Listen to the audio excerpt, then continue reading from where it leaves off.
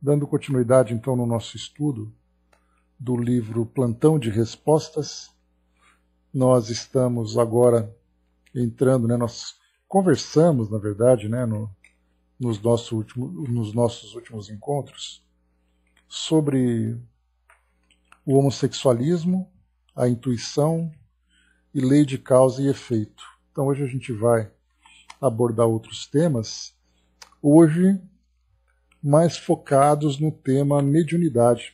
Várias questões apresentadas sobre mediunidade, e a gente vai aqui aprender com o Chico, sobre aquilo sobre as questões que ele respondeu, das dúvidas que foram lá trazidas a ele. Bom dia, Andréia. Então aqui nós vamos falar sobre loucura e obsessão. E esse é um tema bastante importante, um tema bastante atual, que afeta a nossa sociedade, trazendo um conflito entre a espiritualidade e a ciência terrena, na forma como são feitos os diagnósticos a respeito desse desequilíbrio mental que acaba acometendo muitas vítimas de processos obsessivos. E, ao mesmo tempo, há aqueles que julgam dos distúrbios da mente como sendo consequência de influências espirituais. Então, estamos ali naquele limiar entre mundo físico e mundo espiritual, para entendermos de que forma que os espíritos atuam e como fazer essa diferenciação. Claro que o Chico traz para nós aqui respostas simples, superficiais, ele não se aprofunda nessas questões, mas o pouco que é apresentado já traz para nós um entendimento significativo. Vamos lá. Bom dia, professor. Loucura e obsessão. Tá chamando? Como podemos distinguir um surto psicótico de uma obsessão? Como podemos distinguir um surto psicótico de uma obsessão? Quais sintomas identificam uma e outra ocorrência? Então, de um surto psicótico a uma obsessão, aparentemente nós temos ali sintomas que são bastante parecidos.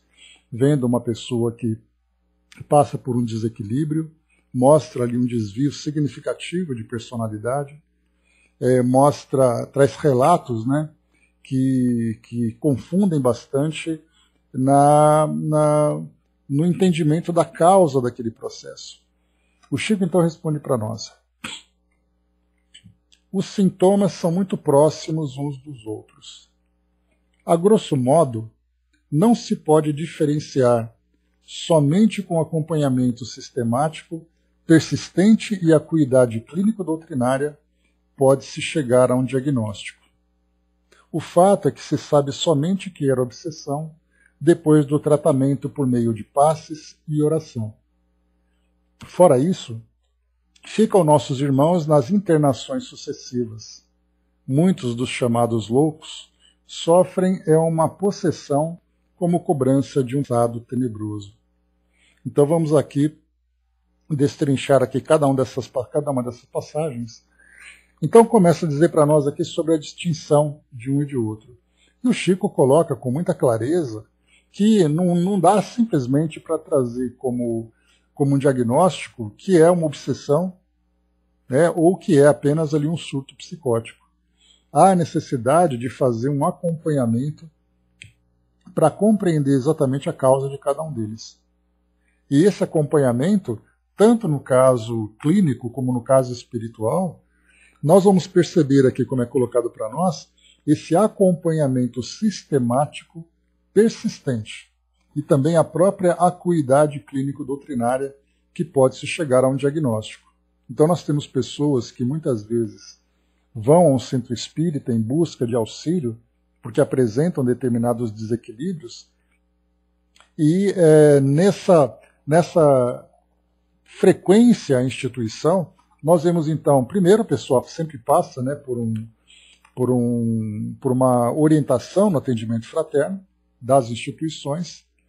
Esse atendimento então vai fazer indicação para que a pessoa seja conduzida para o devido tratamento, no caso fluídico magnético, e também do próprio tratamento espiritual, existe uma diferença significativa entre eles, e aí então depois de determinado período é que vai fazer ali um diagnóstico, uma análise. Algumas instituições trazem também orientações espirituais, onde a pessoa acaba sendo conduzida, né, para o tratamento de desobsessão, quando apresenta ali diagnósticos claros sobre isso, fazendo uma coleta, né, de informações sobre o histórico, de que forma que esses desequilíbrios se apresentam. Enfim, é feito ali um trabalho cuidadoso, né? E até mesmo, né, no caso de médiuns da instituição, apresentam as orientações para aquela pessoa. Ao mesmo tempo, também é conduzida ao tratamento médico. E aí então o próprio médico vai fazer o seu diagnóstico, né? Embora nós tenhamos ali duas práticas que são bastante diferentes, né? A prática médica, que não considera o lado espiritual, e o lado espiritual que vê naturalmente esse aspecto do tratamento, considerando também o apoio médico. Então a gente lembra que no passado, século XIX, início do século XX, nós tivemos as primeiras instituições espíritas, ou os primeiros hospitais, atuando com a terapêutica espírita. Então, tanto que é assim que os psiquiatras foram os primeiros médicos, né, que começaram a se interessar pela doutrina espírita, inclusive, né, o próprio Dr. Bezerra de Menezes, que escreveu aquele livro, A Loucura sob Novo Prisma, e esse livro ele é um livro, não é mediúnico, ele é um livro que ele mesmo escreveu, trazendo exatamente essa perspectiva da loucura sob esse novo prisma, que é exatamente o prisma da visão espiritual, de perceber que muitos desequilíbrios mentais são consequência das influências que os indivíduos sofrem, ou seja, são médiums passando por um processo ou de desequilíbrio mediúnico, ou mesmo de um processo obsessivo, levando a esses comportamentos equivocados. Então o Chico coloca também aqui no segundo ponto, que é importante, o fato é que se sabe somente que era obsessão depois do tratamento por meio de passes e oração. Então, nesse segundo ponto, nós temos também a fundação de diversos hospitais espíritas que começaram a fazer o tratamento médico juntamente com o tratamento espiritual. E nesse tratamento espiritual vinha ali a fluidoterapia, vinha ali o evangelho, vinha ali o trabalho de preces, para fazer com que o trabalho conjunto espiritual e clínico trouxesse então o resultado. Mas aqui o Chico coloca aqui para saber exatamente se era um tratamento, se a causa desse desequilíbrio que foi apresentado, se ele é realmente espiritual, nós vamos observar apenas ali através do meio de passes e de oração. Mas como nós temos ali tratamentos que vão se complementando, né, então você tem pessoas que tomam remédio e ao mesmo tempo fazem tratamentos espirituais. E aí, num caso e no outro caso, o trabalho acaba sendo conjunto. E no fim das contas não se sabe exatamente qual é a causa. Mas o detalhe é que nós percebemos que na atualidade nós temos uma grande preocupação, especialmente no meio espírita, a respeito desses distúrbios psicóticos. E o Chico coloca, né, nesse último trecho, fora isso, quer dizer, se você não tem um tratamento espiritual para poder identificar esse processo obsessivo, ficam nossos irmãos nas internações sucessivas. Muitos dos chamados loucos sofrem uma possessão, como cobrança de um passado tenebroso. Então, para quem já teve oportunidade de visitar um hospital psiquiátrico, né, eu tive essa oportunidade, né, na época em que eu trabalhava na área de saúde, e é um ambiente muito perturbador, de você ver as pessoas sofrendo aqueles desequilíbrios, né, de você ver as pessoas completamente alienadas na sua realidade. E mais ainda, né, nós temos hoje documentários que mostram instituições, como nós já conversamos anteriormente, instituições que são históricas na nossa sociedade, né, como é o caso da Clínica Pinel, no Rio de Janeiro, ou então no Juqueri, aqui em São Paulo, e outras instituições espalhadas pelo Brasil, né, que muitas delas são colocadas como literalmente depósitos de pessoas. E ali pessoas absolutamente desequilibradas, alienadas, e a grande maioria vivenciando esses débitos do passado, sem que tivesse necessariamente tivesse um resultado positivo. Vem ali exatamente desse processo, vem exatamente dessa necessidade que o espírito tem de resgatar, mas no fim das contas ele sofre muito mais do que vivencia o seu resgate. Tanto é assim que, dando continuidade no mundo espiritual na sua pós-desencarnação, ele continuará ainda estando vinculado com os espíritos com o qual ele teve ali ligação no passado, né? Mabel, beijo, bom dia, querida. Muito bem, então aqui essa é a resposta do Chico a respeito da distinção entre surto psicótico e obsessão. Então é claro, né, que nós vamos ter aqui uma visão muito superficial e é tão complexo esse tema que nós vamos encontrar livros escritos sobre isso. Né? Não, hoje nós tivemos uma mudança, né, Angelina? Os tratamentos espirituais, ou melhor, os tratamentos psiquiátricos atuais, eles abordam hoje, né, a convivência social, abordam musicoterapia, arte-terapia, né, tem até mesmo aqui no litoral de São Paulo, aqui em Santos, uma clínica que faz um trabalho muito bonito, uma clínica psiquiátrica, trabalhando essencialmente a arte para o tratamento dos pacientes, e eles têm uma rádio, chamada Rádio Tantan, que quem conduz ali, né, quem faz a programação, a apresentação, a locução, são os próprios pacientes. Então é um trabalho muito bacana que eles fazem. E aí então vai se espalhando pelo mundo todo, né, várias técnicas, várias práticas que nós vamos encontrando então pelo mundo afora. Agora o detalhe, né, nós encontramos também documentários que contam a história da psiquiatria desde os tempos mais antigos, né, séculos passados, especialmente a partir dos séculos XVIII, século XIX. Então nós vamos ver ali como eram as práticas antigas. Aí nós vamos encontrar eletrochoque, a lobotomia, o uso de entorpecentes, né? Tem até documentários que mostram que os pacientes usavam cocaína, porque a cocaína era um remédio considerado naquela época. E muitos médicos acabavam se viciando na cocaína. E aí tem até um documentário, tem até uma série que conta um pouco desse período, do final do século XIX, que o médico, então, ele era viciado em cocaína e ele passou a usar a heroína, que era um outro remédio que talvez fosse menos dependente. Então, assim, desde de intervenções cirúrgicas, tratamentos com drogas ou mesmo procedimentos que são bastante agressivos, como era o caso do afogamento, do eletrochoque, eram práticas que se tinha na época. Então a gente lembra que todo conhecimento ele passa por um processo de evolução. E a gente começa naturalmente das formas mais primitivas, né? Até depois, né, no caso do Freud, tem até uma série dele também que fala sobre o uso da cocaína, né, que era uma droga que deixava as pessoas um pouco mais calmas, meio fora do ar, e assim vai. Né, tem até uma série, um filme chamado A Voz do Rei, se eu não me engano, um filme bem interessante, que mostra, né, o pai da Rainha Elizabeth, e ele era gago. E aí então os médicos receitaram, né, os cigarros para que ele pudesse ficar mais calmo, mais relaxado.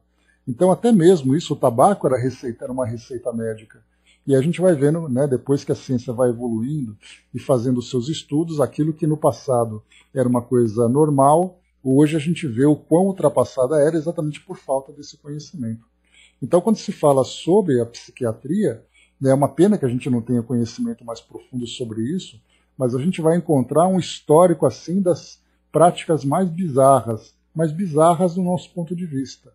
Tanto que daqui a talvez a 100, 200 anos, eles vão olhar para o começo do século XXI e perceber o quão bizarros eram os tratamentos e era a visão sobre a espiritualidade que nós temos hoje.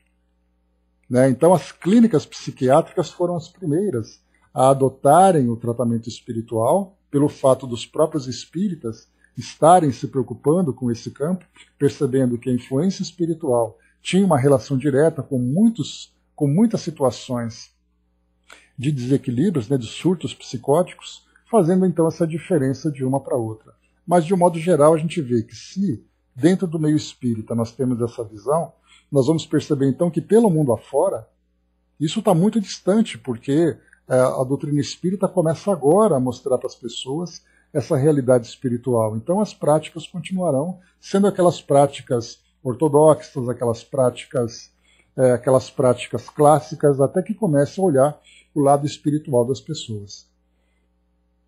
O cigarro continua a ser uma distração de muitos internos, né? E de fato, de muitos internados, né? E de fato mesmo, né, Elcio? Até hoje também eles procuram dar essa acalmada nas pessoas, né? Que é uma forma deles ficarem ali, né, se alimentarem ou se sustentarem com essas substâncias para levar a um outro comportamento. Tenho contato com o Hospital Espírita André Luiz aqui em Belo Horizonte, né? Aqui perto da minha casa tem o Hospital Espírita João Batista, mas eu não conheço, né? Mas a gente vê o tratamento que é feito, assim como também a própria Fundação Espírita Nosso Lar, Casas André Luiz, também fazem tratamentos ali de pessoas que trazem limitações intelectuais severas e também são tratados dessa forma, só que vendo a perspectiva espiritual, fazendo tratamentos envolvendo arte, envolvendo espiritualidade, envolvendo também o próprio tratamento médico. Né? Então, são práticas ainda utilizadas. Bom, então Chico coloca para nós aqui nessa questão a dificuldade que é de fazer um procedimento, a dificuldade que é, né, separarmos o que é um surto psicótico e o que é um processo obsessivo. Né? Exatamente, né, Hermes? Ainda tem esse detalhe, porque aquela frase clássica, né, a diferença entre o veneno e o remédio é a dose, né? E ao mesmo tempo nós temos que muitas dessas drogas que são utilizadas trazem um efeito colateral, agravando muitas vezes, né, causando dependência, né, e tudo mais. Então, tu trata uma coisa e dificulta a outra. Ou seja, a gente vê exatamente qual é a realidade que nós temos hoje, apesar das nossas ciências médicas e farmacêuticas estarem bastante avançadas, as dificuldades que nós encontramos ainda para fazer o devido tratamento. Isso porque nós vamos lembrar sempre que a visão da nossa ciência material, da nossa ciência terrena, é uma visão que não considera o elemento espiritual. Então não adianta, né? Joana de Ângeles fala bastante sobre isso no seu trabalho, mostrando, né, sobre as consequências da história do espírito sobre o seu comportamento atual. Então procuram fazer o tratamento a partir dos diagnósticos que vão sendo apresentados, sem levar em consideração a história do espírito, mostrando que esse desequilíbrio que ele vivencia é consequência do seu passado e não vai ser um comprimido que vai curar isso. Você pode até, de certa forma, aliviar os sintomas, mas não há como você simplesmente fazer com que o espírito apague a sua história e, não apagando a sua história, ele continuará com essa pendência, seja com a própria consciência, seja envolvendo também outras pessoas que conviveram com ele no passado. Então são aqueles dois caminhos que estão ali agora, começando a caminhar paralelamente, mas a tendência é que no futuro eles se encontrem e aí então as nossas ciências humanas, as nossas ciências terrenas, começarão a levar em consideração a realidade espiritual. Mas talvez seja essa uma expectativa que nós temos para esse mundo regenerado. Porque esse mundo de regeneração, né, que nós estamos vivenciando, essa fase de transição planetária, tende a fazer com que nós não apenas modifiquemos o nosso planeta a partir do nosso esclarecimento moral, e isso vai fazer com que nós mudemos, né, o nosso sistema econômico, a questão ecológica, a questão social, a igualdade entre as pessoas, tudo isso vai se modificar, e ao mesmo tempo nós passaremos também a olhar para a nossa realidade espiritual. E olhando para a nossa realidade espiritual, nós passaremos a entender que o indivíduo que se apresenta ali com determinado desequilíbrio, ele na verdade é uma somatória de toda a sua história, trazendo dramas do passado que precisam ser quitados. E claro, esses dramas tendem, né, a se tornar cada vez menores, cada vez menos intensos, pela própria regeneração do indivíduo, porque o mundo regenerado será uma consequência da regeneração dos seus habitantes. Porque muita gente pensa assim, né, não vejo a hora da Terra se tornar um paraíso. Então todo mundo espera que a Terra viva um paraíso para que todo mundo vai viver no paraíso, mas ninguém leva em consideração que o paraíso é uma consequência do paraíso interior de cada um. Então nós esperamos uma mudança exterior para viver melhor e não consideramos a mudança interior que é tão necessária. Então por isso essa expectativa do mundo de regeneração é a regeneração dos próprios habitantes. E aí então a gente vai encontrar isso também na própria mudança das nossas ciências, olhando não apenas a matéria, não apenas a biologia, mas olhando também o espírito. Vamos em frente.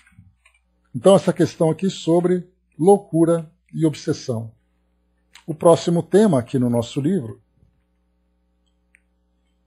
materialização. Lembrando que esse plantão de respostas é o livro que traz para nós algumas transcrições ou a transcrição de algumas questões apresentadas ao Chico durante o segundo Pinga-Fogo em 1971. Então nós estamos estudamos o primeiro livro, Pinga-Fogo com Chico Xavier, e agora plantão de respostas, o segundo Pinga-Fogo. A gente vai acompanhando aqui as perguntas feitas pela bancada ou pelos telespectadores ou espectadores presentes, e o Chico então trazendo ali as devidas respostas. Muito bem, próxima questão, materialização. Pergunta: como a doutrina espírita interpreta as aparições de Nossa Senhora? Então, lembrando, Nossa Senhora é a expressão católica utilizada para falar sobre a materialização de Maria em várias oportunidades. Então, em Lourdes, lá em Portugal, nós vamos encontrar no Brasil também algumas manifestações, no México, onde nós temos Nossa Senhora de Guadalupe, enfim, vários lugares pelo mundo onde nós vamos encontrar a aparição de Nossa Senhora dentro da visão católica. Bom dia, abraço. Então, como a doutrina interpreta as aparições de Nossa Senhora? Sob o ponto de vista do fenômeno das aparições, Kardec nos traz em A Gênese, capítulo 14, item 35, que o perispírito, que é o corpo fluídico responsável pela ligação do espírito ao material, no seu estado normal é invisível. Mas, como é formado de matéria etérea, o espírito, em certos casos, pode, por ato de sua vontade, fazê-lo passar por uma modificação molecular que o torna momentaneamente visível. Aqui essa citação de Kardec, lá do livro A Gênese, no capítulo 14, que trata dos fluidos, um capítulo muito importante. É desse modo que se produzem as aparições. Mais adiante, em nota de rodapé, Kardec nos alerta: devem acolher-se com extrema reserva as narrativas de aparições puramente individuais, que em certos casos poderiam não passar de efeito de uma imaginação sobreexcitada e, porventura, de uma invenção com fins interesseiros. Citação aqui de Kardec também. E depois ele continua: o que é óbvio não desqualifica as aparições de espíritos, sejam de que graduações forem a pessoa determinada. Aqui nós vamos encontrar, então, a explicação do Chico em termos técnicos, em termos mediúnicos, digamos assim, do fenômeno em si. Aqui, como é colocado para nós, eu acredito que o Chico deu uma resposta que não satisfez, eu pelo menos vejo dessa forma, não satisfez a pessoa que apresentou a pergunta. Porque eu acho que o que foi colocado para nós aqui, como a doutrina espírita interpreta as aparições de Nossa Senhora, eu acho que ele quis dizer em termos do significado dessa aparição. O que representava a manifestação desse espírito para as pessoas. E o que Chico respondeu foi da questão técnica, falando sobre essa modificação no perispírito e o cuidado a respeito dos fenômenos.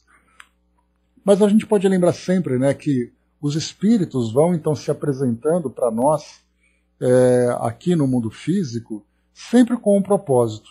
Alguns se materializam para trazer para nós ali uma perturbação, mas ainda assim essa perturbação tem o objetivo, tem uma permissão do plano espiritual para que nós tenhamos uma maior conscientização a respeito da realidade do mundo espiritual. Então, mesmo que haja essa manifestação, existe ali uma supervisão do mundo espiritual. Do contrário, se os espíritos pudessem se materializar e fazerem o que bem entenderem aqui no nosso meio, seria certamente ali um grande caos, né? Por isso, então, há essa permissão. Quando nós falamos de um espírito dessa envergadura, a gente lembra que o mundo espiritual se apresenta para cada indivíduo, para cada comunidade, com um determinado propósito. Então, quando nós falamos do meio católico, por exemplo, e falamos sobre uma aparição de um espírito venerado como é, e de fato, né, até mesmo dentro da doutrina espírita, um espírito que tem ali um grande respeito por todos nós, então nós veremos ali o porquê dessa aparição. Certamente para levar uma mensagem, certamente para trazer para nós ali uma esperança,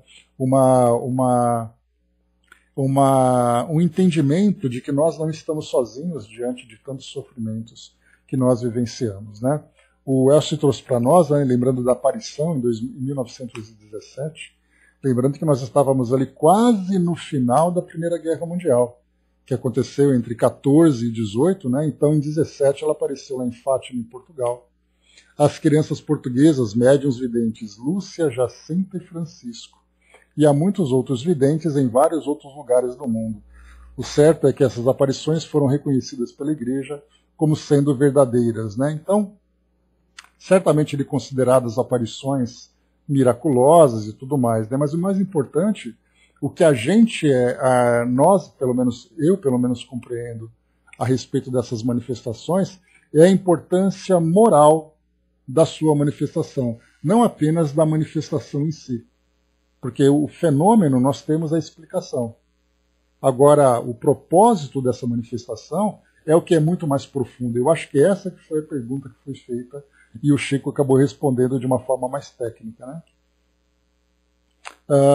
O Hermes lembrou, né, a natureza do envoltório fluídico é sempre correlata com o adiantamento moral do espírito, né? Então, as suas manifestações, a forma como ele se manifesta também. Então, nós tivemos não apenas uma aparição, o importante é diferenciar o que é a aparição e o que é a materialização. Né, eu me recordo que quando eu era criança, e já faz bastante tempo, quando chegava em outubro, quando era ali dia 12 de outubro, né, o dia da padroeira do Brasil de Nossa Senhora, então se repetia na sessão da tarde um filme que mostrava essa aparição de Fátima, mostrando ali, né, os três pastores, com toda aquela produção, né, não apenas com efeitos especiais, mas o próprio roteiro bastante religioso falando sobre tudo isso. Da mesma forma que antigamente, na época do Natal, falava muito, né, sobre o nascimento de Jesus, etc. etc. Né? Então, o que nós vamos observar é exatamente entender o objetivo dessas aparições. Eu me recordo quando eu frequentava a Igreja Metodista, já contei esse fato para alguns de vocês, o pastor da igreja contava, né, então eu tive essa experiência como metodista, então o pastor da igreja contava que quando a igreja estava sendo projetada, que ela começou de uma forma pequena, e depois ela cresceu e se tornou um grande prédio, né, a partir da colaboração dos associados a essa igreja, ele contava que ele se encontrava ali na frente, tinha ali a mesa do altar, né, onde se fazia as pregações, né, e tinha ali toda a prática religiosa ali na frente. Ele então fazia uma reunião com aquelas pessoas e ele apresentava o projeto, quando ele desenrolava ali, né, que antes era aquele projeto que você desenrolava aquele mapa todo, né, e aí então ele relatava que algumas pessoas viram atrás dele um anjo de luz segurando uma coroa sobre a cabeça dele no momento em que ele apresentava esse projeto. E aí, claro, as pessoas ficaram, aquelas que tiveram essa percepção, ficaram, né, extasiadas com aquela visão, o projeto acabou avançando, acabou se concretizando e a igreja acabou crescendo também. Né? Mas nós vemos assim que, nesse caso, não foi uma materialização. Algumas pessoas que apresentavam essa sensibilidade mediúnica viram aquela cena do pastor apresentando ele fisicamente e alguém atrás segurando uma coroa sobre ele, né, e tendo aquele brilho todo. Então essa aparição tinha um significado, que era exatamente ali como se fosse, falando numa linguagem religiosa, abençoando aquele projeto para que as pessoas acreditassem, que tudo ia dar certo e de fato deu. E aí também a gente vai lembrar sempre aquele que já tratamos anteriormente, a respeito da forma como os espíritos se apresentam dentro de cada religião, dentro de cada cultura. Então nós não teremos, por exemplo, uma comunicação claramente mediúnica, com uma psicografia, ou com uma psicofonia, ou com uma materialização, para religiões que não aceitam a mediunidade como forma de comunicação. Mas eles terão ali, né, com características de milagre, por exemplo, para católicos e evangélicos, para que o espírito possa deixar a sua mensagem. Exatamente ali com a aparência, com as circunstâncias, com a mensagem numa linguagem apropriada àquele grupo. Então, para você falar numa linguagem clara para os católicos, você vai ter uma personagem católica, você vai ter uma linguagem católica trazendo ali uma ideia católica. Porque os espíritos respeitam isso. Embora nós tenhamos essa ideia de que basta você desencarnar, basta você morrer, que você vai se tornar um espírito esclarecido e principalmente que você vai se tornar um espírito espírita, é um grande equívoco da nossa parte. Porque os espíritos voltam ao mundo espiritual levando consigo suas crenças, a sua educação espiritual, a sua educação religiosa. Então, no final, no mundo espiritual, ele vai acabar depurando inicialmente essas mesmas crenças, continuando com elas, porque são elas que fazem ele feliz, ou que fizeram essas pessoas felizes. Então, por isso, chegando no mundo espiritual, nós temos, por exemplo, né, como eu já comentei com vocês, dá para a gente imaginar, no Vaticano, por exemplo, quando o Papa faz uma grande pregação, uma grande manifestação, com os católicos, né, a quantidade de espíritos que estão ali trabalhando com ele. Para que ele possa ser sustentado, para que ele possa ser intuído, para levar para as pessoas aquela mensagem de fé e de confiança, porque aquela instituição, a Igreja Católica, no caso para os católicos, vão fazer com que eles tenham esperança e continuam seguindo nesse processo evolutivo. Se nós vamos, por exemplo, lá para Meca, na Arábia, onde nós temos ali aquele encontro anual de muçulmanos, que vão fazer aquela peregrinação onde milhares e milhares de pessoas, dá para a gente imaginar a quantidade de espíritos vinculados a essa instituição. Assim como acontece na Índia, junto aos hindus, assim como acontece entre os evangélicos nos seus encontros, etc, etc, etc. Então, temos que lembrar que no mundo espiritual, nós não temos ali religiosos, nós temos espíritos que respeitam a religiosidade das pessoas. E para isso eles falam naquela mesma linguagem, eles se manifestam da forma como aquelas pessoas vão aceitar e compreender a mensagem que se deseja transmitir. Então é muito bacana a gente olhar para isso, e nós vamos perceber no mundo espiritual as comunidades religiosas que existem exatamente para o acolhimento dos fiéis que chegam. Não vai chegar no mundo espiritual e violar a crença das pessoas, mas ela vai começar a ter uma compreensão da sua imortalidade, fazendo com que a sua religião se transforme em religiosidade, levando ainda os elementos, levando também as suas crenças, né? E de fato, né, Elcio, a gente vai ver assim que tem essa ideia, né, e quem fala bastante sobre isso para nós é o Dr. Bezerra de Menezes, que quando ele se dirige aos espíritas num evento espírita, ele fala, né, meus queridos espíritos espíritas. Porque ele fala exatamente para a comunidade de espíritos vinculados ao espiritismo. Mas nós vamos encontrar também aqueles que sutilmente se dirigem aos católicos, aos evangélicos, judeus, muçulmanos, hindus e todas as outras religiões. E aqui então, nesse significado, qual seria o significado, qual seria a mensagem? Aí nós teremos, né, aquelas 3 revelações que Nossa Senhora de Fátima acabou apresentando para esses 3 pastores, que isso acabou se tornando até mesmo um segredo dentro da igreja. Já disseram que 2 dos segredos já aconteceram, que era uma previsão sobre a Segunda Guerra Mundial, que era uma previsão sobre um outro fato importante aqui no nosso mundo, que a 3ª revelação estaria para chegar. Enfim, tantos e tantos mistérios em torno de tudo isso. Porque ainda, né, é uma prática das instituições guardarem essas informações, né? Então, tivemos a resposta do Chico trazendo de uma forma técnica a forma como a aparição aconteceu, e agora a gente pode ali especular um pouco mais e tentar trazer uma orientação, trazer uma explicação sobre o aspecto moral dessas manifestações. Né? Então esse aí que é o nosso, né, o que a gente pode extrair dessa colocação trazida pelo Chico. Avançando um pouco mais, próximo tema, mediunidade. Aqui nós teremos mediunidade, deixa eu ver, mediunidade 5, temos 5 temas sobre mediunidade. Vamos a ele então. Tic-tac, bom dia. Mediunidade 1. Quais são os principais sintomas, tanto físicos quanto psicológicos, que a pessoa apresenta para que se diagnostique mediunidade acentuada? Então aqui o Chico responde de uma forma bastante objetiva, né? Uma resposta curta que ele traz, na verdade. Então, quais são os principais sintomas físicos ou psicológicos que mostrem que alguém está ali com a mediunidade acentuada?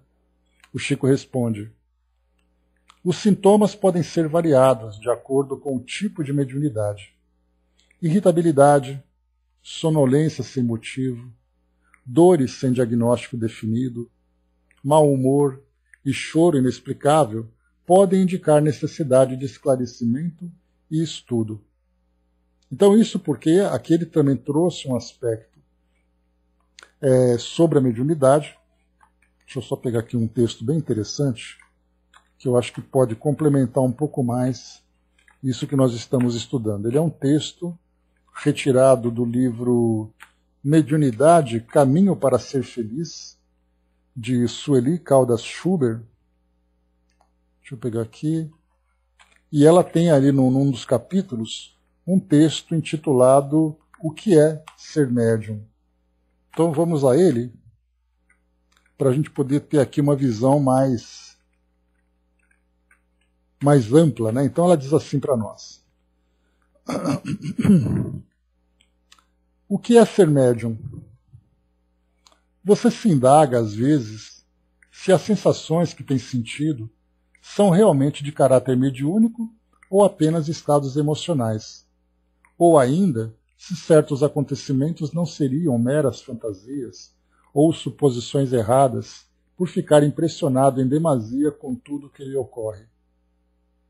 Porém, como saber? Afinal, o que é ser médium? Usualmente denomina-se médium aquele em que a faculdade mediúnica se mostra de forma ostensiva. Entretanto, é bom saber que todos os seres humanos têm mediunidade em estado latente, como um princípio, uma semente, que poderá ou não desabrochar no curso da existência terrena. Allan Kardec, o codificador do Espiritismo, explica que todos os indivíduos são mais ou menos médiuns, no sentido de que somos influenciáveis pelas sugestões alheias, podendo estas partir de espíritos desencarnados que nos desejam influenciar. Isso se dá através da sintonia mental, de forma espontânea e natural, surgindo na mente do indivíduo como uma ideia, um pressentimento, que são também chamados de intuição. Isso pode estar sendo lançado por um espírito desencarnado e a pessoa aceitará a ideia ou não, dependendo do seu livre-arbítrio. Voltemos ao termo médium. É importante saber que essa palavra significa aquilo que está no meio. Allan Kardec propôs essa terminologia, inclusive as palavras espiritismo, espírita, etc., para designar coisas novas trazidas pelos espíritos superiores à humanidade. Assim, médium é o intermediário daquele que intermedia, né, a comunicação de um espírito com as demais pessoas. A eclosão da mediunidade não depende de religião, idade, raça ou sexo. Muitas criaturas, não conhecendo nada sobre o assunto, ficam amedrontadas. Outras temem as responsabilidades que são inerentes ao exercício mediúnico e recusam-se a conscientizar-se acerca da sua faculdade. Evitam, de todas as maneiras, qualquer conversa ou situação relacionadas com o tema. Mas se os sinais de mediunidade forem muito evidentes, intensos e frequentes, essas pessoas ficam sujeitas a alguns problemas mais graves decorrentes das presenças espirituais ao seu lado, as quais captam sem saber como se defender ou se precaver contra assédios negativos. Mas afinal, como é saber se sou médium ostensivo? É a pergunta que lhe ocorre. Existem indícios que caracterizam a presença da mediunidade de forma expressiva. O Espiritismo aclara e orienta todo esse processo, auxiliando o médium principiante e possibilitando o exercício da mediunidade de maneira equilibrada e serena, que lhe confere bem-estar e paz interior. Alguns indícios do desabrochar da mediunidade podem ser relacionadas. São eles: alterações emocionais súbitas, acentuada sensibilidade emotiva, vidências, necessidade compulsiva e inoportuna de escrever ideias que não lhe são próprias, calafrios, sensações de formigamento nas mãos e na cabeça, mal-estar em determinados ambientes ou em presença de certas pessoas, sensação de enfermidades inexistentes. Esses sintomas podem surgir de forma associada, com maior ou menor intensidade, prevalecendo um ou outro ou vários, conforme a condição espiritual do indivíduo. Que fique bem claro que alguns desses sintomas citados podem ocorrer sem que seja necessariamente um sinal de predisposição mediúnica. Outro ponto que merece ser ressaltado é que mediunidade não é doença. Também não deve ser encarada como um privilégio ou, sob outro aspecto, como uma sobrecarga de responsabilidade de tal teor, que somente uns poucos conseguirão levá-la adiante. O desabrochar da mediunidade representa para o ser humano um horizonte novo que se abre para ele. É um chamamento, um convite a fim de que se volte para o bem, que desperte para as realidades maiores da vida. É uma responsabilidade, sim, mas sendo vivenciada com serenidade, com amor e disciplina, será sempre fonte de benefícios, em primeiro lugar para o próprio médium. Às vezes as pessoas têm uma impressão distorcida acerca do espiritismo pelo que a mídia apresenta, ou seja, pessoas que são médiums, mas que na realidade não são espíritas, embora assim se apresentem, e que se utilizam da sua faculdade para aparecerem, para divulgarem suas produções mediúnicas, mas que não têm as características espíritas, cujas orientações são sempre voltadas para fins sérios, altruísticos e renovadores, sem qualquer conotação de rituais ou de lucros materiais. Se você apresenta as características acima mencionadas, se o que lhe está acontecendo se encaixa nesses pontos relacionados, é provável que a mediunidade lhe esteja sinalizando a busca de uma nova vida, de um caminho novo, espiritualizado, para que você encontre, enfim, um sentido transcendente da vida terrena. Aqui uma citação agora da Sueli. A mediunidade não veio em minha vida por acaso. É um compromisso que assumi perante a espiritualidade maior. E como um convite para reavaliar tudo o que fiz até hoje e recomeçar em bases espiritualizadas e seguras, descobrindo através do intercâmbio com os seres invisíveis um novo caminho para ser feliz. Então, mediunidade, caminho para ser feliz, de Sueli Caldas Schubert. Então, bem bacana, esse texto dela, eu gosto bastante dele. E é um livro também bastante instrutivo, que inclusive nós costumamos recomendar com muita frequência para pessoas que estão tendo o primeiro contato com a mediunidade, com a própria doutrina espírita. Então isso traz um esclarecimento muito grande. Ela conta um pouquinho da história do espiritismo, da forma como Kardec desenvolveu as bases da doutrina, e depois ela começa a falar especificamente sobre a mediunidade e as próprias experiências mediúnicas dela. O Dudu colocou aqui, já senti todas as agruras da mediunidade. Hoje eu não sinto nada, pelo menos aqui. No centro é diferente. As sensações corporais invadem a gente com sentimentos de choros, muita emoção, tremor, batimento cardíaco acelerado, mudança na forma de olhar, suor frio e por algumas vezes dores em locais do corpo, visualizações, vidência, etc. ser médium desde os 5 anos, sem saber o que é muito ruim, sofrido, né? Só o estudo me fez entender o que é isso. Então, até mesmo, né, isso é importante a gente perceber, que as próprias manifestações, a própria percepção mediúnica, ela varia de acordo com o propósito daquelas manifestações. Como colocou, né, Dudu? Então, quer dizer, no centro espírita, num trabalho de auxílio, como o próprio nome diz, é para auxiliar aqueles que apresentam um desequilíbrio, apresentam ali as suas dores e as suas necessidades.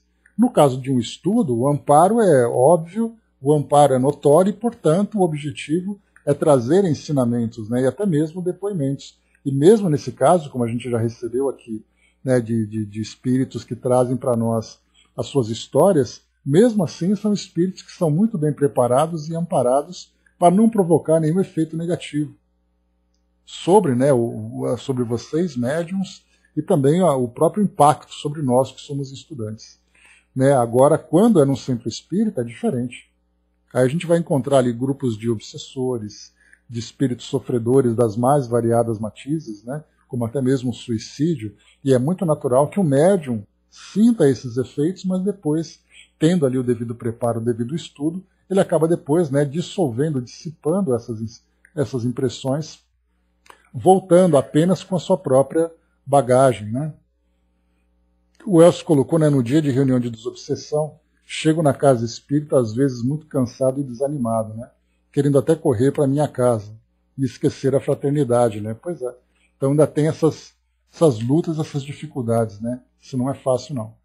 Mas enfim, né? Então só para complementar, né? Quando chega em casa que você cometa as panelas, tá certo. Né? Eles repõem os fluidos que você perdeu, né? Mas a fome continua. Então, esse aqui, né, um texto, só para a gente complementar aquilo que o Chico colocou para nós, a respeito dos principais sintomas.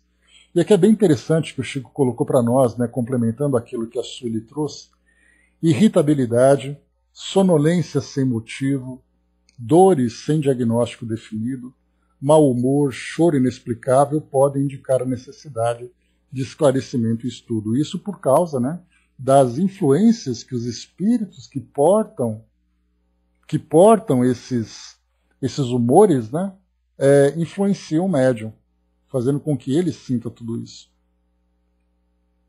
Mediunidade 2, vamos lá. Certa vez ouvi um umbandista afirmar que no futuro não vai haver mais manifestações de espíritos na Umbanda. Lá haverá somente estudos científicos e passes. O que vocês podem explicar a esse respeito? Por que a mudança? Então, pergunta que foi dirigida ao Chico, né? Ele responde: a espiritualidade nos avisa já há algum tempo que as manifestações de efeitos físicos, como a materialização, a escrita, a voz direta, as transfigurações, etc., foram comuns durante o século passado e o início deste, pois era necessário chamar atenção para a existência do mundo espiritual. Olha só, Brás, que a gente sempre tem conversado sobre isso, né? A tendência é fazer com que essas manifestações aconteçam cada vez menos, né? Mas é claro que a gente lembra, né, naquela conversa que a gente teve sobre esse tema, é que embora aqui no Brasil a doutrina espírita esteja já bastante solidificada, sem a necessidade de manifestações físicas, pelo mundo afora, nós temos lá também, né, uma necessidade muito grande de chamar a atenção das pessoas, de provocar as pessoas. Então, nesses ambientes onde nós vamos encontrar a mediunidade já solidificada, a tendência é fazer com que ela se torne cada vez mais sutil. Então o Chico coloca para nós, Estados Unidos, na Europa, na Ásia de modo geral, né, porque a ideia não é trazer um esclarecimento apenas para determinada região do planeta, é para todos os encarnados, né? Então nós temos vários, né? Aquele documentário, Brás, que comentei com vocês, A Vida Depois da Morte, disponível no Netflix, mostra para nós vários tipos de percepções mediúnicas, que inclusive na Holanda tinha lá um retiro, que era como se fosse uma pequena faculdade sobre mediunidade. Valeu, professor, até mais. Então ela tem uma pequena faculdade sobre mediunidade. E lá eles tinham aulas teóricas sobre manifestações físicas, sobre as intuições, sobre vidência, outros tipos de mediunidade, né? Então é interessante que eles estudavam tecnicamente a mediunidade. É como se nós pegássemos o livro dos médiuns, tirando todo o lado moral e espiritual, digamos assim, dos ensinamentos cristãos, e focássemos apenas nos detalhes técnicos da mediunidade. Dos ensaios, dos treinos, da participação de fenômenos. Então, bom dia, Sandra. Então, é muito interessante esse documentário que vai mostrar para as pessoas, né, como isso funciona. E agora a gente tem nos Estados Unidos também, tem esses grupos de estudos, temos inclusive universidades que fazem estudos mais específicos sobre fenômenos, sobre determinados fenômenos mediúnicos, né? Então tudo isso mostra para nós que ainda temos muito que aprender. Mas muito bem, o Chico continua respondendo para nós assim.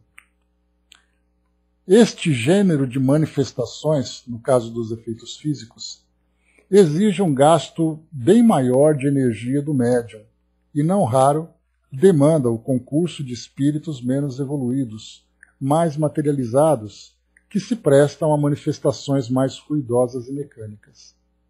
À medida que o espírito aprimora seus conhecimentos da doutrina e procura realizar sua reforma íntima, a tendência é que se torne mais acessível a comunicação direta com espíritos de um maior nível evolutivo. A esse respeito, a espiritualidade nos afirma que a mediunidade do futuro será intuitiva. Então, aqui também mostra a própria evolução da comunicação dos espíritos com o mundo material. E a tendência, né, como nós colocamos, né, nós estamos aqui vivendo um período de transição planetária. Esse período de transição planetária faz com que nós saiamos, então, desse estágio de provas e expiações, avançando para esse mundo regenerado. E esse mundo regenerado, como nós falamos há pouco, é uma consequência da regeneração dos próprios indivíduos. E nós teremos evolução em vários campos, não apenas a ideia do campo moral. Então haverá também uma evolução no campo material, onde nós teremos as próprias instituições humanas modificando a sua forma de se conduzir, quando nós falamos em política, em justiça, em ciência, em educação, em economia, em sociedade, mas também nós teremos uma evolução na própria organização física, porque essas mutações que o nosso organismo vem sofrendo com o passar, né, dos séculos, o passar dos milênios, nós tendemos também a ter uma mutação onde nós teremos o desenvolvimento daquele centro de comunicação, né, que é a nossa glândula pineal. Vai fazer com que nós tenhamos uma percepção muito mais aguçada, tenhamos ali uma facilidade muito maior de perceber os espíritos. Por isso, então, aquelas manifestações mais ostensivas, em que somente alguns têm esse sentido, essa faculdade mais desenvolvida, e os espíritos precisam atuar de uma forma mais material, através da voz, ou através da escrita, ou através de fenômenos, entrando apenas através da intuição. E muito mais do que isso, essa sensibilidade dos espíritos, ou essa facilidade que os espíritos encontrarão de lançar as suas ideias, de lançar as suas mensagens para todos nós que teremos uma intuição mais apurada, vai ao encontro também do nosso próprio desenvolvimento e do nosso próprio entendimento a respeito da existência do mundo espiritual. E aí, então, eles terão mais facilidade de se comunicar e nós teremos mais facilidade de receber essa comunicação. Enquanto nós estivermos ainda com essa barreira material e também com relação às nossas próprias crenças, de não acreditar no mundo espiritual, de acreditar apenas nos fenômenos ostensivos, isso faz com que os espíritos ainda precisem comunicar-se conosco através desses recursos ostensivos. Então será uma modificação. Nós vamos nos sensibilizando a respeito da realidade espiritual e os espíritos vão encontrando maior facilidade de transmitirem suas ideias. Tudo isso como parte de evolução em todos os sentidos, né, da nossa vida em sociedade, da nossa compreensão a respeito do mundo espiritual, da nossa facilidade de comunicação com o mundo espiritual e também dos próprios valores da nossa sociedade, que se tornarão valores mais desenvolvidos, que vão causar um impacto direto no nosso modo de vida, dentro daqueles aspectos que eu conversei com vocês. A gente vai ter então uma facilidade, a nossa vida em sociedade vai ser uma vida mais feliz, uma vida mais equilibrada, uma vida menos problemática, porque nós mudaremos as nossas percepções, os nossos valores, buscando uma vida mais harmônica, mais fraterna, mais equilibrada. Então é uma consequência, uma coisa da outra.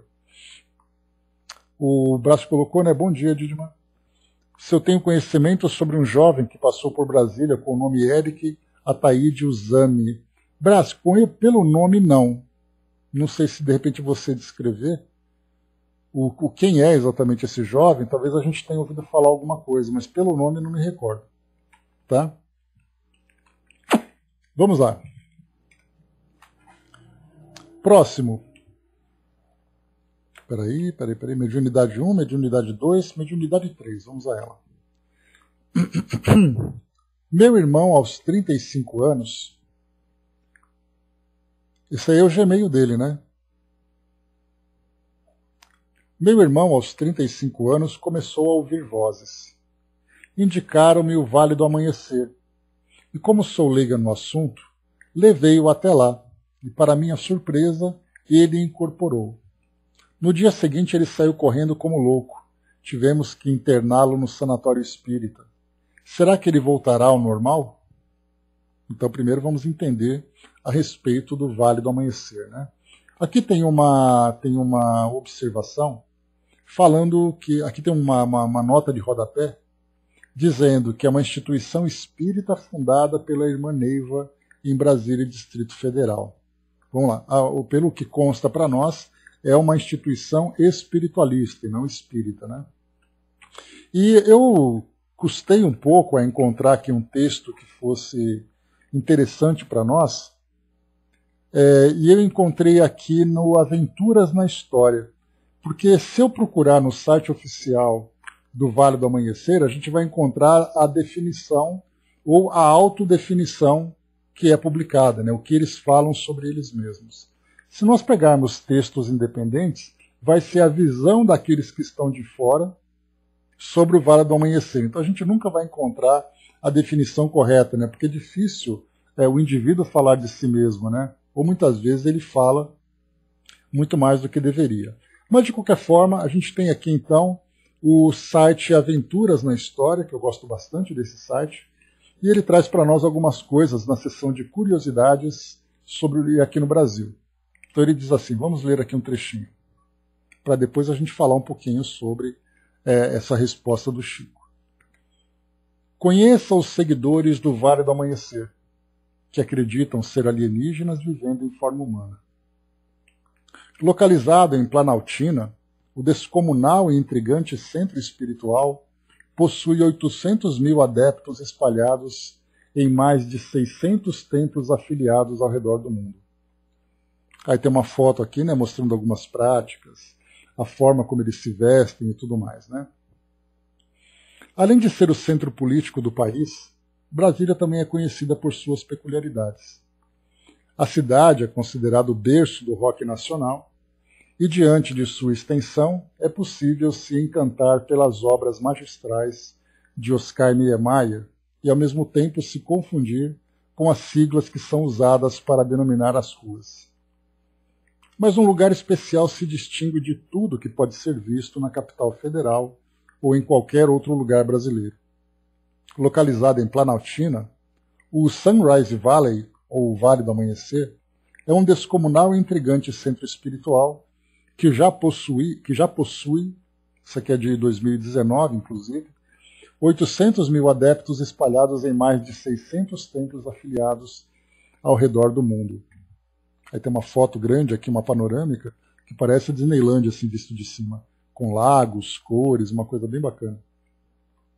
O complexo fica à beira de um lago e lá há uma pirâmide, um templo em forma de espaçonave, um centro de orações de 6 pontas, e várias esculturas elípticas espalhadas em torno do centro. O ambiente pode ser confuso, mas sua projeção não é acidental. Ele já foi meticulosamente elaborado e reflete traços de diferentes doutrinas, como o cristianismo, o hinduísmo, o judaísmo, o Inca e as antigas crenças egípcias. Os seguidores acreditam que seres extraterrestres chegaram há 32 mil anos na Terra e que eles continuam retornando através de sucessivas reencarnações em distintas épocas e culturas. Os membros do Vale, conhecido como médiuns, acreditam ser descendentes de alienígenas chamados jaguares. Aqui mais uma foto também. Aqui na foto diz assim: os seguidores acreditam que os rituais ajudam os médiuns a reduzirem suas dívidas kármicas, adquiridas durante suas vidas passadas. A Sunrise Valley foi fundada em 1959 por Neiva Chaves Zelaya, conhecida como Tia Neiva. Viúva de 4 filhos, ela trabalhava como motorista de caminhão em Brasília. Em uma de suas viagens, ela começou a testemunhar episódios psíquicos que ela mais tarde acreditou serem visões espíritas do mundo extraterrestre. Neiva foi guiada principalmente por Pai Sete Branca, um emissário espiritual que é representado por estátuas e desenhos no Vale do Amanhecer. Hoje ele é tido como um líder nativo sul-americano. As características culturais e religiosas também são bem marcantes. Os médiuns usam inconfundíveis trajes coloridos e luxuosos. Em rituais, eles trabalham em pares. Um deles incorpora fisicamente um espírito, seja ele benigno ou maligno, e o outro assume a função de ajudá-lo a voltar ao mundo espiritual. Os seguidores acreditam que os rituais ajudam os médiuns a reduzirem suas dívidas kármicas adquiridas durante suas vidas passadas. Então aqui só um trechinho, né, aqui só essa reportagem, ela é pequena, somente mesmo para a gente ter essa ideia. E aqui, né, o Elcio colocou para nós, né, o Vale do Amanhecer surgiu da visão de Neiva Chaves Zelaya, nascida em 30 de outubro de 25, na cidade de Propriá, Sergipe. Curiosamente, ela tinha em sua família padres e freiras. Ficou viúva aos 21 anos de idade. Aos 33 começou sua peregrinação em igrejas católicas e centros kardecistas, na procura de explicação para as visões que tinha. E aí acabou fundando ali a sua própria organização. Né? Pois é, centros kardecistas, né, é a expressão que a mídia acaba usando por falta de entendimento. Né? Assim como aqui, eu li, né, aqui nesse artigo, que falava que ela tinha ali experiências espíritas. Ou seja, espírita é o nome designado para o espiritismo. Mas você vai nos Estados Unidos, eles fazem uma reunião espírita, que é aquele monte de gente sentada em volta de uma mesa brincando ali com a brincadeira do copo. Né? Isso para eles é uma reunião espírita. Então, acabou distorcendo. Por isso que o kardecista acabou entrando para poder diferenciar as coisas. Né? Mas para nós, felizmente, já está tudo muito claro. Mas vamos lá. Voltando aqui para a pergunta feita ao Chico. Meu irmão, aos 35 anos, começou a ouvir vozes. Indicaram-me o Vale do Amanhecer. Como sou leiga no assunto, levei-o até lá. E, para minha surpresa, ele incorporou. No dia seguinte, ele saiu correndo como louco. Tivemos que interná-lo no sanatório espírita. Aqui, esse sanatório espírita, tem aqui no rodapé Sanatório Espírita de Anápolis, Goiás. Olha aí, Brás, tudo para você esse documento, essa pergunta hoje, hein? Vale do Amanhecer, Sanatório de Anápolis, está aí pertinho de você. Será que ele voltará ao normal? Resposta do Chico, vamos lá. Seu irmão demonstra ter uma mediunidade espontânea, latente, que já deveria ter sido trabalhada. Assim entendemos que sua internação no sanatório espírita é o melhor em seu tratamento. E se for de seu merecimento, seu irmão há de se curar. Entretanto, necessitará sempre de muito amor, carinho, compreensão e muita prece. Então, naturalmente, aqui o Chico dá uma resposta bastante objetiva, né, que é uma pergunta direta, portanto, uma resposta direta. Mas o que a colocação foi, né, que esse sanatório espírita a princípio, é uma boa indicação em virtude daquilo que nós comentamos há pouco, que falava sobre loucura e obsessão, em que nós temos hoje, né, na atualidade, já há bastante tempo, clínicas psiquiátricas espíritas que fazem uma combinação entre o tratamento clínico psiquiátrico para a saúde mental, naturalmente, e o tratamento espiritual para observar ali as influências espirituais.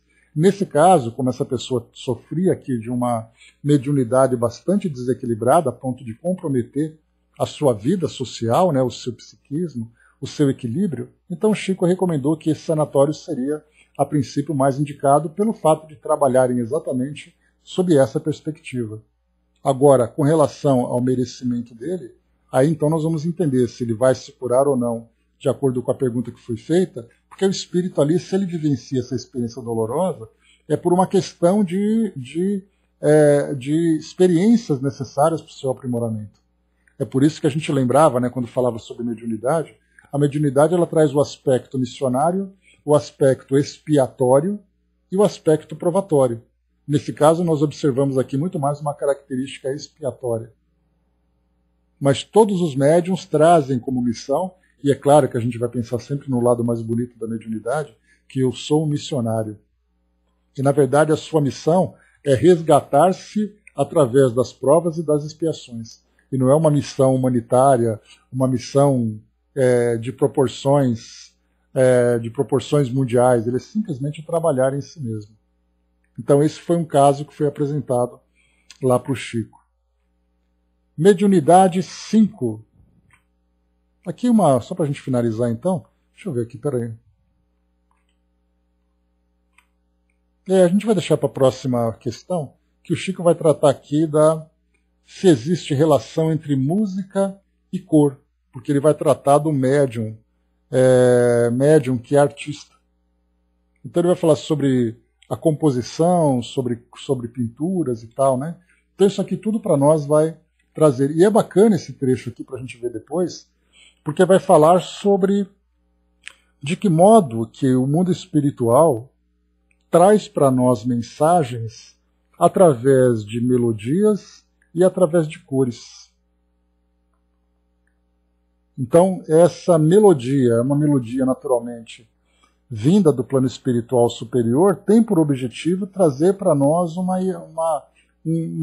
sentimento de calma, um sentimento de harmonia, que esse, inclusive, seria o propósito desse estilo musical surgido há alguns anos, que era exatamente aquele New Age, né? Essa nova onda que vem exatamente, essa nova era, né? Porque essa New Age trazia exatamente, aí é uma questão mais esotérica, né? Porque a gente vai lembrar que a chamada Era de Aquário é uma era que a humanidade está vivendo agora, que traz para nós uma visão espiritual, e, portanto, você tem cores relacionadas com violeta, essas melodias mais transcendentais, né? Então a gente consegue fazer uma leitura a partir daquilo que a doutrina espírita traz para nós, vendo o mundo espiritual se tornando mais próximo a nós, se aproximando mais e nos ajudando na nossa harmonização através desses recursos artísticos. Né? Então, essa é a ideia. O Chico até colocou o termo espiritualista vem sempre como sinônimo de ignorante. Né? O espiritualista é tão abrangente, né? A necessidade de a gente utilizar bem esse termo, compreendendo exatamente em que sentido nós queremos dar a ele, né? Porque ele realmente é muito abrangente, né? Porque nada mais é o espiritualismo ou espiritualista nada mais é do que o oposto do materialista. Agora, de que forma que esse espiritualista vai viver a sua espiritualidade, aí é uma outra história, né? Vai depender da sua maturidade espiritual, da forma como ele vivencia a sua fé, enfim, muita coisa para o nosso aprendizado. É isso então, meus amigos, fechando por aqui o nosso encontro de hoje. Então nós temos ainda a mediunidade 4, falando sobre essa questão das cores, e a mediunidade 5, que vai falar sobre efeitos mediúnicos e doença física, diferenciar uma coisa da outra. Então, esse aqui, meus amigos, o nosso roteiro de hoje, o nosso estudo de hoje, né, com questões bastante interessantes apresentadas aqui ao Chico, e a gente acaba aproveitando isso, né, de carona. Então é isso. Dudu trouxe para nós aqui também, né? Mensagem, né? Muito obrigado pela participação com a gente. Então, ser médium, ter mediunidade, é religar suas experiências passadas e reviver através dos textos, mensagens, reuniões, a sua vontade de estar revendo tudo o que lhe foi mostrado e aprender com o plano que ser médium não é sofrimento, é simplesmente o aprendizado, quando o tempo o transformará numa pessoa um pouco melhor do que é hoje. A mediunidade é um trajeto à sua evolução como ser espiritual em crescimento. Olha que bacana essa frase, né? Que a mediunidade, irmão do bem, trazendo para nós, né? Beleza. Muito obrigado. Então, a mediunidade, ela é um trajeto, né? Então a gente vê assim que a mediunidade, na verdade, é um percurso, é um processo, e não simplesmente o fenômeno que se vivencia naquele momento.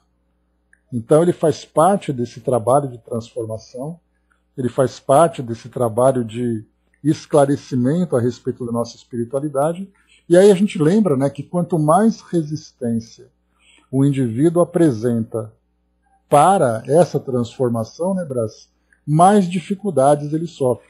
Aí vem ao encontro daquela mensagem que eu sempre gosto de trazer para vocês, né, que o destino conduz aquele que o aceita e arrasta aquele que o nega. E parafraseando esse pensamento, a mediunidade conduz aquele que o aceita e arrasta aquele que o nega. E quantos médiuns estão sendo arrastados aí pelo mundo afora, pelo fato de resistirem a essa necessidade de esclarecimento a respeito da sua própria natureza espiritual e, ao mesmo tempo, da necessidade de transformação moral, fazendo com que ele, então, se sintonize com faixas vibratórias mais elevadas, fazendo com que ele saia dessa visão materialista e sensualista em que ele ainda se encontra preso. Então está aí para nós, para encerrar aqui o nosso encontro de hoje, a mediunidade é um trajeto para a nossa evolução. Né? Maravilha, Dudu. Você agora é médium de transporte também, né? Como se não bastasse. Já o médium direto, agora eu vou no médium de transporte, transportando a mensagem da Angelina. Muito bom. Meu avô era assim, negava sempre, né? E a gente pode ver, né? Como isso afeta a vida das pessoas, né, Chaconete? Para nós que trabalhamos no atendimento fraterno, nós vemos muitas pessoas procurando esclarecimento e pessoas dizendo, né, por favor, como é que eu faço para isso parar? E ela não entende a necessidade dessa experiência para que ela possa se